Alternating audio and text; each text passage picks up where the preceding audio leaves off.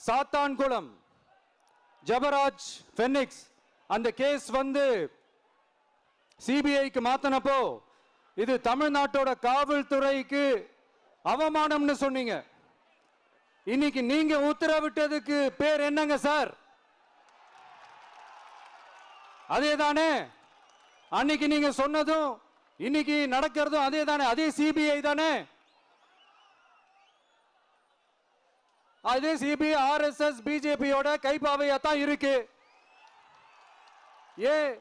ஏன் நீங்க அங்க போய் ஒளிஞ்சுக்கிறீங்க? ஏன்னா தமிழக வெற்றி கழகம் டிவிகே சார்பா நீதிமன்றத்தோட நேரடி கண்காணிப்புல ஒரு சிறப்பு புலனாய்வு குழு விசாரணை அமைக்கணும்னு ரொம்ப ஸ்ட்ராங்கா கேட்டிருக்கோம்.